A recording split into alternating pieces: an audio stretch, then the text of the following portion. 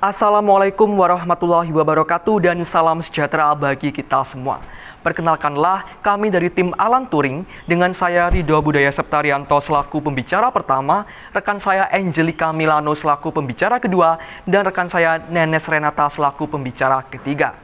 Dalam perdebatan ini, kami bertindak sebagai tim kontra pada mosi perluasan wewenang jaksa dalam melakukan penyelidikan tindak pidana khusus.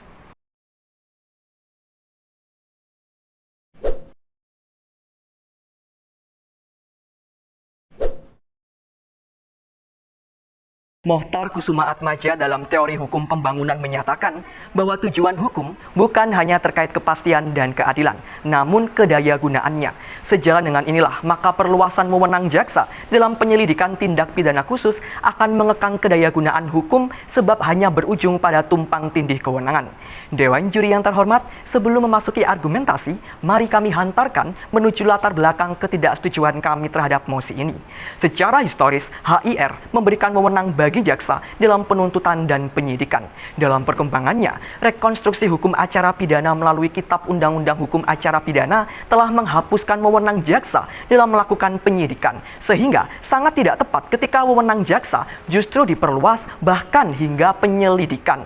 Hal ini menandakan bahwa politik hukum acara pidana Indonesia sama sekali tidak mengarahkan jaksa untuk melakukan penyelidikan. Oleh karena itu, kami tidak menyetujui mosi ini dengan 2 poin urgensi. Pertama, perluasan wewenang jaksa dalam penyelidikan tindak pidana khusus bertentangan dengan prinsip diferensiasi fungsional. Kedua, perluasan wewenang jaksa dalam penyelidikan tidak akan menjadi solusi yang implementatif. Memasuki bangunan argumentasi, merujuk pasal 1 angka 6 huruf A KUHP menyatakan bahwa jaksa adalah pejabat yang diberi kewenangan untuk bertindak sebagai penuntut umum serta melaksanakan putusan. Konstruksi KUHP ini telah dipertegas dalam Undang-Undang Kejaksaan, sehingga tindakan penuntutan inilah Dewan Juri menjadi tupoksi utama bagi jaksa, bukan penyelidikan. Pun jika ditelaah secara komprehensif, KUHP menganut asas diferensiasi fungsional, yang secara definitif adalah penegasan pembagian wewenang antar aparat penegak hukum secara instansional. Pun hal ini selaras dengan pendapat Rusli Muhammad, seorang guru besar hukum acara pidana Universitas Islam Indonesia, yang menyatakan bahwa dalam suatu sistem peradilan pidana yang baik, tidak boleh terjadi perbenturan, duplikasi, dan overlapping kewenangan. Sehingga jelas, perluasan wewenang jaksa dalam melakukan penyelidikan tindak pidana khusus tentu melahirkan tumpang tindih wewenang kejaksaan dengan kepolisian. Pun hal ini sejalan dengan perkembangan hukum acara pidana modern, yakni penegakan sistem peradilan pidana terpadu, yang mana tujuannya untuk mencapai checks and balances antar instansi penegak hukum. Pada poin inilah Dewan Juri yang harus digarisbawahi bahwa jika terdapat perluasan wewenang jaksa dalam melakukan penyelidikan, maka tujuan checks and balances ini tidak akan tercapai. Dewan Juri, kami mengamini kompleksitas tindak pidana khusus, namun solusinya tentu bukan dengan memperluas wewenang jaksa dalam penyelidikan tindak pidana khusus, melainkan sangat tepat bila melakukan optimalisasi partisipasi masyarakat dalam pencegahan dan pemberantasan tindak pidana khusus, serta memperkuat instansi kepolisian dalam tahap penyelidikan tindak pidana khusus, yang kemudian akan dielaborasi lebih lanjut oleh pembicara kedua dan ketiga dari tim kami. Sekian dan terima kasih.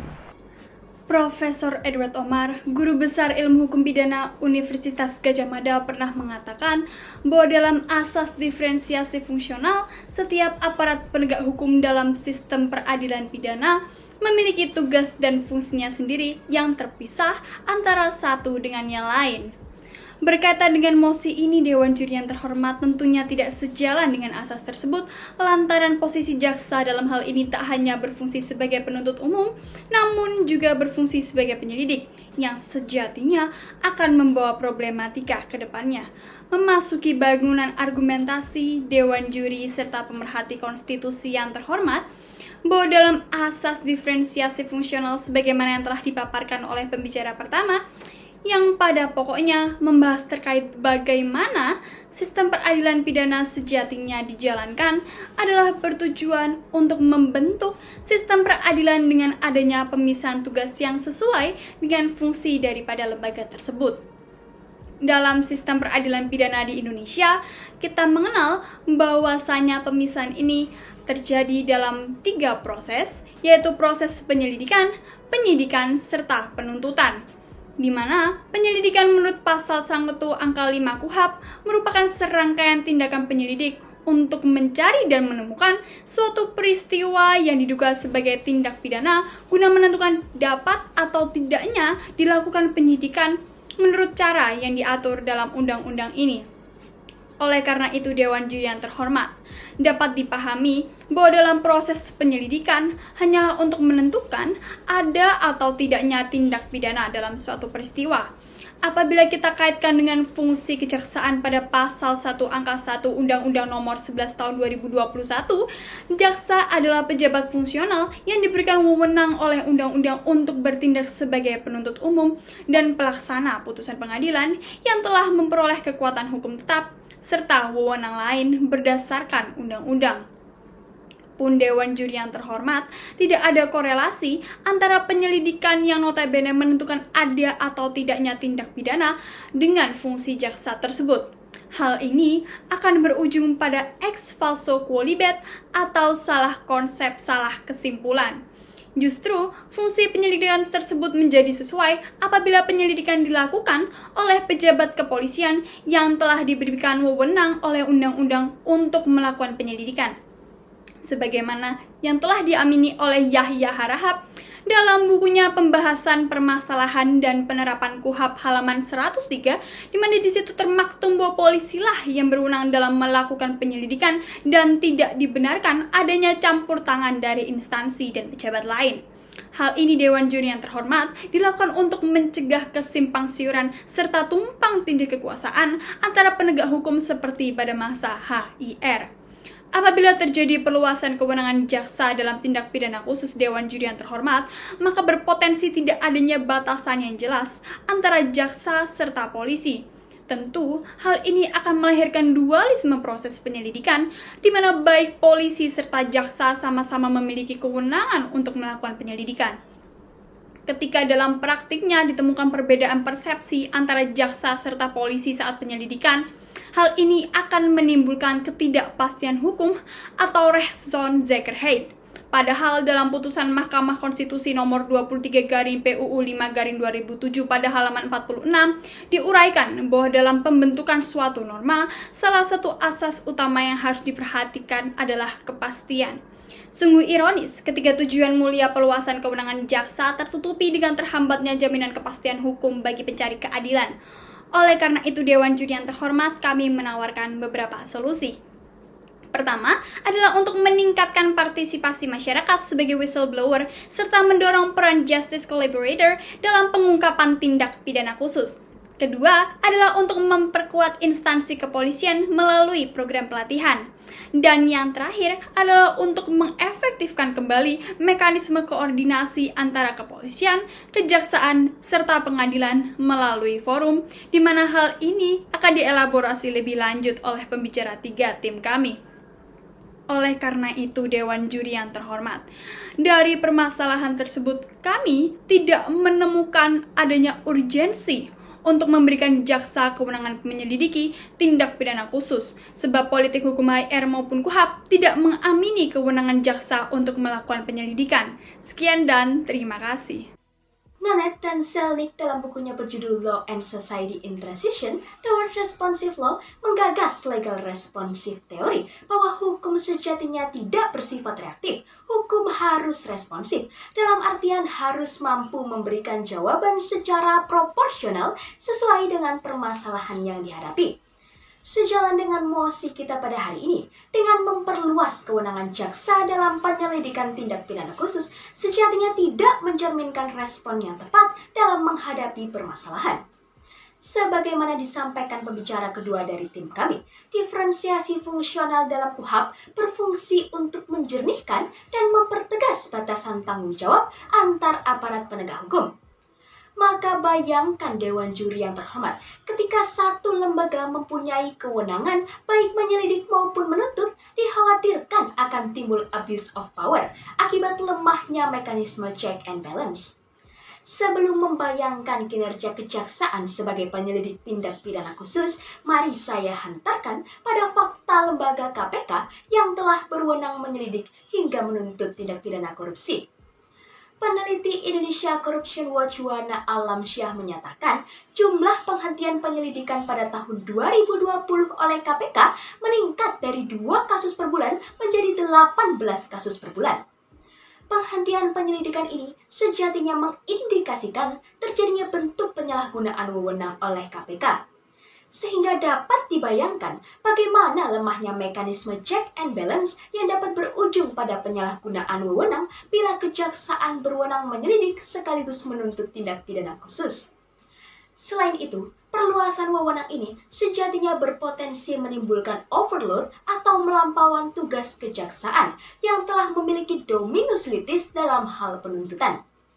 Hal ini didukung dengan komparasi pada negara Thailand yang dalam konstitusinya tidak memberikan kewenangan penyelidikan pada instansi kejaksaan. Memasuki argumentasi selanjutnya Dewan Juri yang terhormat, mari saya hantarkan pada hambatan sesungguhnya pada penyelidikan tindak pidana khusus, yakni bukan karena kurangnya keterlibatan jaksa, namun disebabkan kurangnya pemahaman tindak pidana khusus oleh masyarakat. Menurut ROC Salman, pemahaman hukum pada masyarakat bukan dilihat dari pemahaman hukum tertulis, namun bagaimana langkah mereka dalam menghadapi permasalahan hukum. Alih-alih memaksakan kewenangan penyelidikan pada jaksa, justru langkah yang harus diambil adalah memperkuat mekanisme penyelidikan yang ada saat ini melalui mekanisme solusi yang kami tawarkan. Yakni yang pertama, mencantumkan partisipasi masyarakat dalam tindak pidana khusus pada rancangan Undang-Undang KUHP. Rusli Muhammad, Guru Besar Universitas Islam Indonesia menyatakan bahwa meskipun whistleblower dan justice kolaborator telah diatur secara sektoral dalam Undang-Undang Perlindungan Saksi dan Korban maupun SEMA nomor 4 tahun 2011, namun dalam pelaksanaannya masih ditemukan adanya kekurangan. Selain itu, pengaturan sektoral ini menunjukkan urgensi agar perlindungan dan penghargaan whistleblower serta justice kolaborator dalam tindak pidana khusus diatur secara unifikasi dalam rancangan Undang-Undang KUHP. Adapun mengenai bentuk partisipasi ini mencakup perlindungan dan penghargaan whistleblower serta justice kolaborator yang keterangannya selama ini sangat membantu dalam mengungkap tindak pidana khusus yang notabene sulit untuk diungkap. Edukasi masyarakat juga harus digalakkan agar meningkatkan pemahaman masyarakat tentang hak dan kewajiban partisipasinya. Kemudian yang kedua, memperkuat instansi kepolisian dengan cara meningkatkan pelatihan penyelidikan tindak pidana khusus oleh kepolisian dengan melibatkan akademisi dan para ahli dalam bidang terkait sehingga meningkatkan keterampilan penyelidik polisi. Dan yang terakhir, mengefektifkan mekanisme koordinasi antara kepolisian, kejaksaan, dan pengadilan melalui forum yang dibentuk secara sistemik dan pertemuan secara berkala. Kemudian, untuk memastikan berkas perkara dianggap telah lengkap dan penyelidikan telah optimal, maka perlu dibuat panduan kriteria pedoman penyelidikan. Maka dengan begitu Dewan Juri yang terhormat, terciptalah Integrated Criminal Justice System sehingga tercapailah keadilan bagi masyarakat Indonesia. Sekian dan terima kasih. Dewan Juri yang terhormat, sampailah kita pada ujung perdebatan mosi ini. Izinkanlah saya untuk menarik benang merah terhadap perdebatan mosi ini. Kami menyatakan tidak setuju terhadap perluasan wewenang jaksa dalam melakukan penyelidikan tindak pidana khusus dalam rangka mencegah terdapatnya tumpang tindih wewenang penyelidikan antara kepolisian dan kejaksaan, serta untuk mempertegas marwah dan hakikat jaksa sebagai penuntut dan pelaksana putusan. Kembali kami tegaskan bahwa KUHP Indonesia tidak menempatkan kejaksaan untuk penyelidikan, melainkan pada prinsipnya yakni diferensiasi fungsional. Kejaksaan pada hakikatnya memiliki tupoksi utama melakukan penuntutan dan melaksanakan putusan, sedangkan fungsi penyelidikan merupakan wewenang dari kepolisian. Adapun perluasan wewenang jaksa untuk penyelidikan tindak pidana khusus setidaknya akan memunculkan dua permasalahan utama. Yang pertama, terjadi dualisme prosedur penyelidikan. Yang kedua, akan timbul abuse of power dan kurangnya checks and balance antar instansi. Pun sejatinya Dewan Juri, hambatan sesungguhnya pada penyelidikan tindak pidana khusus bukan terletak pada kurangnya keterlibatan jaksa, namun disebabkan oleh kurangnya pemahaman tindak pidana khusus oleh masyarakat, sehingga justru menjadi kekeliruan jika memasukkan wewenang penyelidikan pada jaksa. Oleh karena itulah, kami menawarkan 3 solusi. Yang pertama, meningkatkan partisipasi masyarakat dalam pencegahan dan pemberantasan tindak pidana khusus. Yang kedua, memperkuat instansi kepolisian dalam penyelidikan melalui pelatihan yang melibatkan akademisi dan para ahli di bidang pidana khusus, sehingga akan meningkatkan keterampilan penyelidik. Pun yang ketiga, mengefektifkan mekanisme koordinasi antara kepolisian, kejaksaan, dan pengadilan. Dengan demikian akan tercipta integrated criminal justice system sehingga tercapai keadilan bagi masyarakat Indonesia. Akhir kata, sejatinya pro kontra adalah demokratis karena demokrasi garansi konstitusi. Sekian dan terima kasih.